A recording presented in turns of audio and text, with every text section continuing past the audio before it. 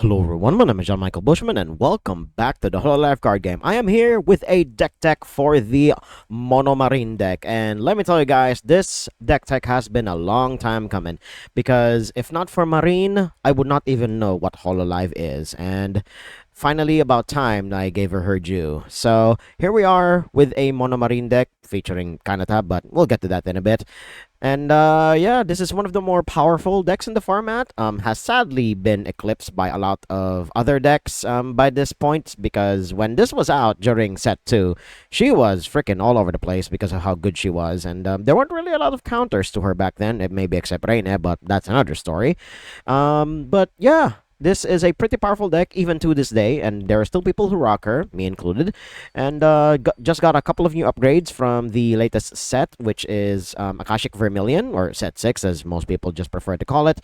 And yeah, we're gonna go over it, and I guess there's no other place to start but the Oshi card herself, which is Kanata.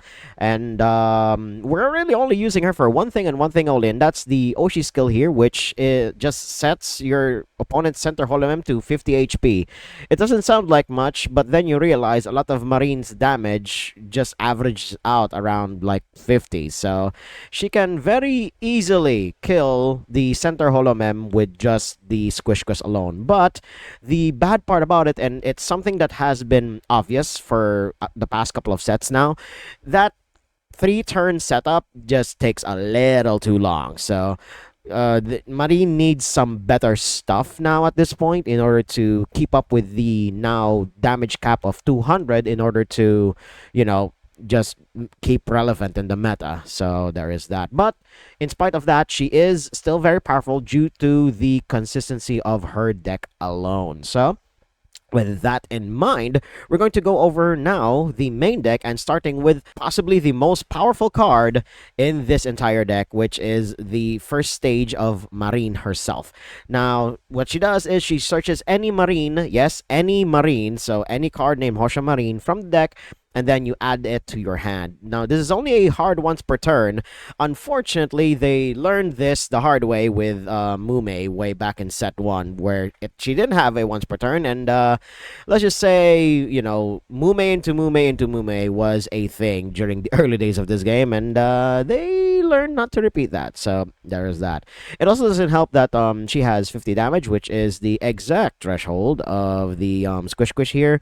So yeah, you can potentially kill a center Holomem with just this alone. So yeah, you can keep that in mind. But although she does cost 2 energy, but colorless energy at that, so this is why Marine gets splashed in a lot of other decks, simply because her color requirements are very, very light. Like, look at the main win con here, you know, to advance ourselves a little. It's just 2 colorless and 1 red. So just the Marine package alone doesn't exactly have a heavy red requirement.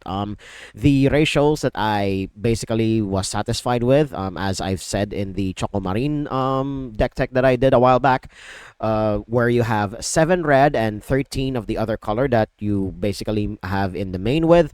That is usually more than enough to fuel Marine when you're splashing her in other decks. But now moving on to the other ratios in the deck, we have for the debuts, we have 7 debuts that are, you know, have the extra text of including any number of this Holomem in your deck. These ratios are honestly non-negotiable at this point, and the only reason, by the way, we have the Summer Marine here that has an ability that may or may not screw you over depending on what she reveals, basically.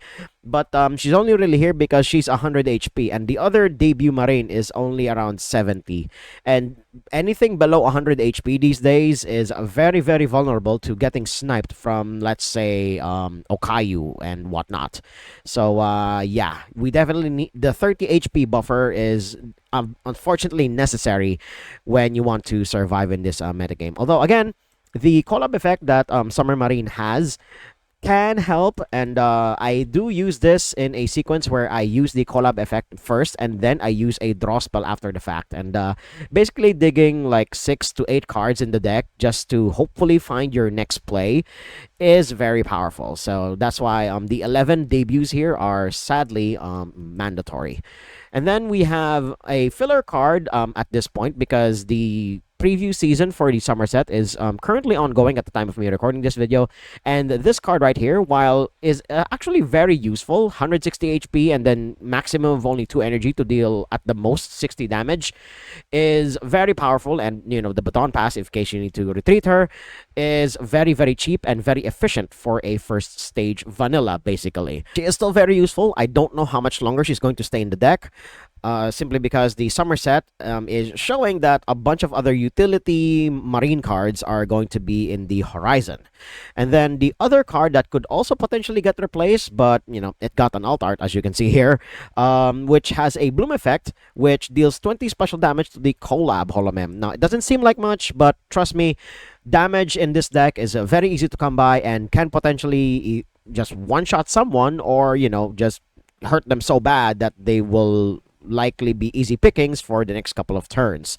And it also doesn't help that she's only 1 energy and just deals 30 damage. So yeah, the thing that about the marine deck, and probably why it's not exactly cracking the meta as it used to be, you need at least 3 marines stacked all on top of each other in order to maximize your damage output, as you'll see with the win cons later. So moving right along to, I guess, the one of fun of first, more than anything else. This one is honestly just a filler card. It does have a yellow color advantage, so if you face off against Subaru or Corone, but Corone is leaning more into purple these days thanks to her new support. So this is basically just a check against Subaru, which can still pop up in the meta in spite, being not as popular for some reason, even though Subaru is actually quite powerful. She can be a check against that deck, but otherwise, you can cut her if better cards come along.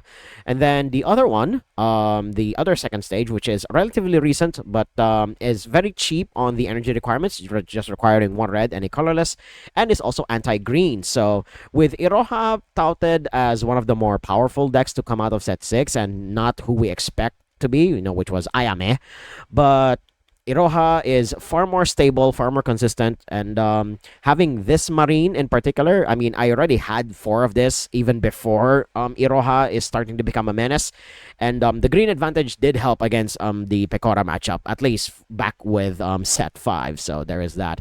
And also doesn't help that the bloom effect, it deals 10 damage to the center and the collab. So it doesn't seem like much, but again, the damage numbers in this deck can average from as low as 50 up to as high as 200. And it's gonna hurt, especially if you're facing off against a mono-green opponent.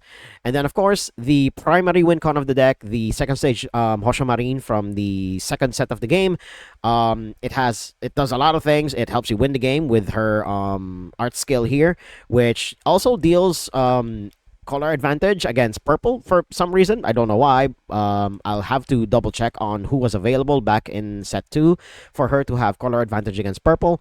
But this has an ability where it gains even more damage for every Holomem that is stacked under it. So similar to the other second stage, but it's only 50. The 30 damage difference, definitely you'll feel it. And this is usually the card that is paired with Kanata thanks to the bloom ability.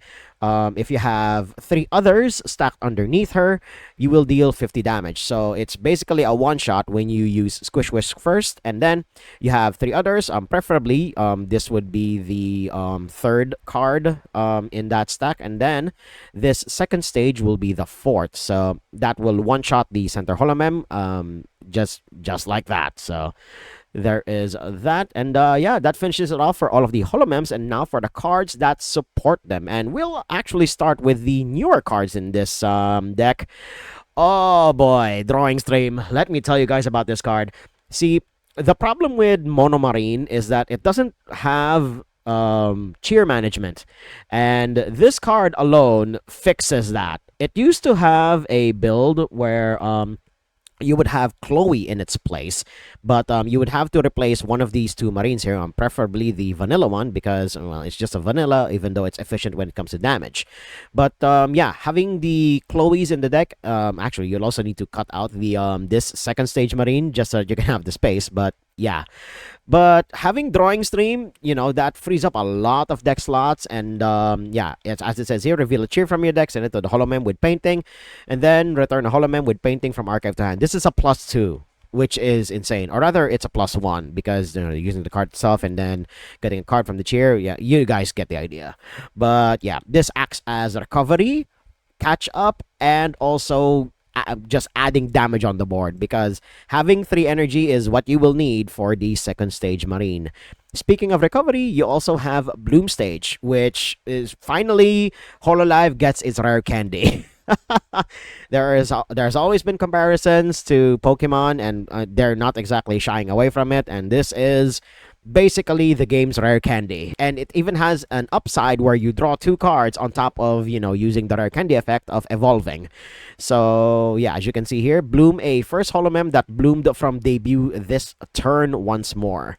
So if you've already bloomed, you usually only bloom once per turn per character. This basically bypasses that. You can bloom into a first to first or first to second.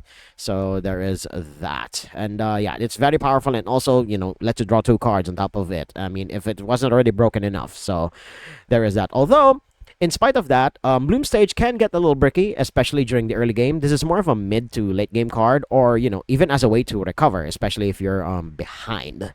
And Drawing Stream, you can only ever really max out on 3 copies of this, simply because having any more can result in brickiness. I mean, this deck surprisingly can struggle, especially if you draw into the wrong sequence of cards. Even with the search effect of the first stage Marine, I have encountered hands where I did not draw into a first stage, like, at all. So it's, variance is a bitch like that. And then moving on to the other stuff, I mean, everything else here is basically a staple at this point. The Sora Celebration. By the way, I don't have the max rarity versions of all of these cards because, good God, I am not made of gold. I'm just using the max rarity versions, just, for eye candy for all of you there at home. But yeah, Sora Celebration, a staple that will probably be a staple until something else more powerful comes along that takes its place. Sometimes you would need 4 of this, but in my personal experience, having 3 is more than enough, simply because of the consistency that the first stage provides. I mean, you don't really need any more than that. And then the ratio of friendly PC to normal PC can vary depending from deck to deck, but me personally, having 2 friendly PC and 2 normal PC seems to be the sweet spot that you're going to want to go for. And the consistency of this deck is already through the roof, so having backups of your debuts can definitely help. And then the one I'm fun of, Explosion Magic, and of course the So That Makes You My Enemy, or Jatekidane, as I am now learning to pronounce properly. This one just basically is extra reach in order for you to kill any problematic holomems that are on the board. Although I don't have targets in center and collab, but you get the idea. And then, of course, if you have a holomem that you want to, go in for the kill, you'll definitely be using Boss's Orders, as I still prefer to call it. So, yeah. And then the energy spread here, just pure red all throughout, because nothing else is going to strain your resources here apart from, managing your cheers, because Marine doesn't exactly do that. It's the support cards that do that. So, and of course, Nodoka having 4 copies. I mean, why wouldn't you? Of course. Yeah, that about does it for my deck tech for MonoMarine. Now, matchup wise, there's definitely still some bad matchups against it. For some surprising reason, Reina is still a pretty bad matchup against Marine. Reina wins like 8 times out of 10 against this deck. Reina needs to brick pretty hard, and it does happen for Marine to win against her. But yeah, Reina's damage output definitely far surpasses Marine at this point, especially with all of the upgrades and surprising unhits to Tatang, which is that fucking tambourine from the deck that gives her additional HP. But yeah, a lot of other decks also outclass Marine at this point, especially Okayu, and of course Subaru as well. Subaru is just a more brain-dead version of Marine, but she can very easily deal 200 damage without much effort. So yeah, that will conclude it for my deck tech of MonoMarine for the Hololive card game. And if you guys want to try this deck out for yourselves, you can either, print out a copy or, buy cards from their local game store. So if you guys like what you saw, you want to see more, hit like, comment, subscribe, and share to some of your friends. And until next time, toodles.